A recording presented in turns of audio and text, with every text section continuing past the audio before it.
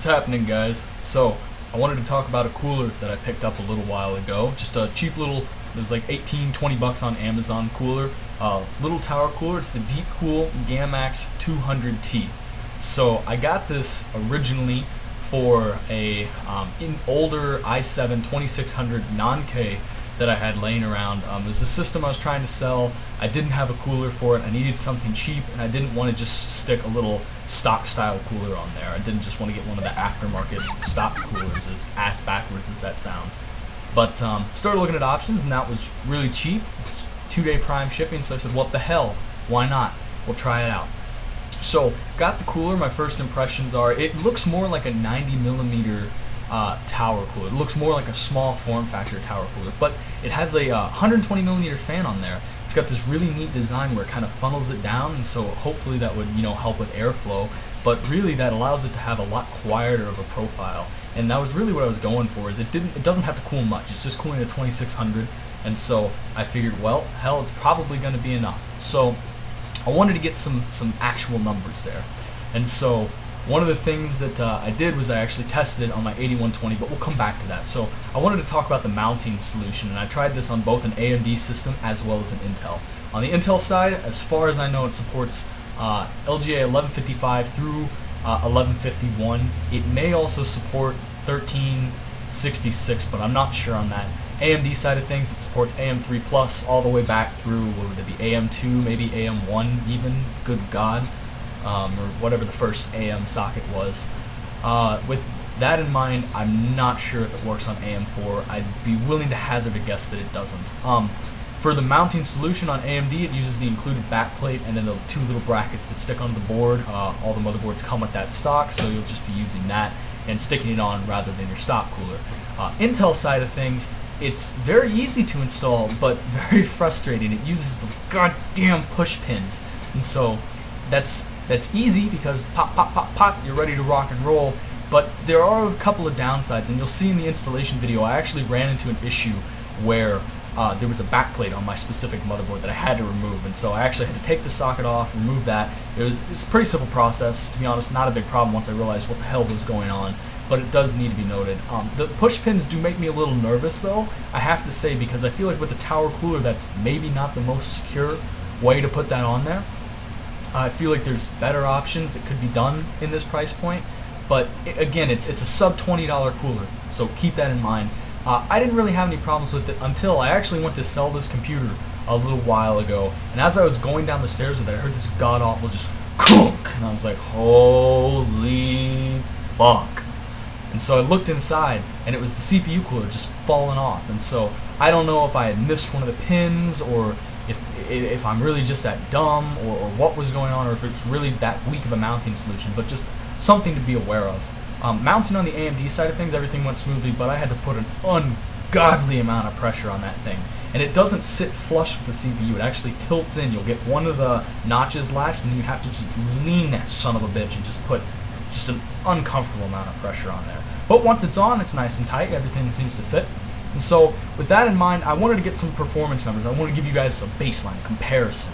And so, what better to compare this budget cooler to than the king of budget air coolers, the Hyper 212. So, I got a couple of numbers. I just ran two really simple tests. Everything was done on my mining rig. It's got an 8120 in there. At the time, it was running at about 1.368 volts on the core, running about 4 gigahertz. So, all that out of the way, I did two tests. I did IBT on the high or very high setting.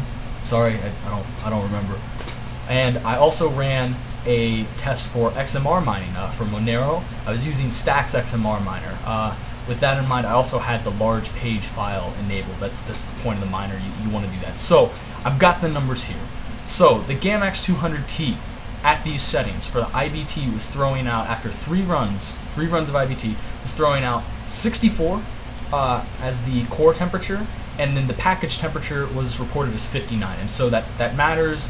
I believe, if I remember right, it's something like the core temperature is the core temperature, and then the package, or no, I'm sorry, the core temperature is the socket temperature, and then the package temperature is the actual core temperature. And so take that for what it's worth. 6459 as reported in hardware monitor. For mining, we were getting a nice 55, 52. So obviously not the best performance, but I mean, goddamn, that's a hot chip, and overclocked even then too. And again, this is a modest overclock, but it is an 8120, so that's a more aggressive overclock than something you might see on like an 8350, 8370. So that do take that with a grain of salt. And really, this performed fairly well. I was pretty impressed. That said, compared to the Hyper 212, we've got 5246 as the two temperature readings for the IBT test. So we've got a reduction in temperatures there of 12 degrees on one and 13 on the other. So that is a fairly large drop for the IBT test. That is a very large drop. And then for the XMR mining test, we got 47 over 40.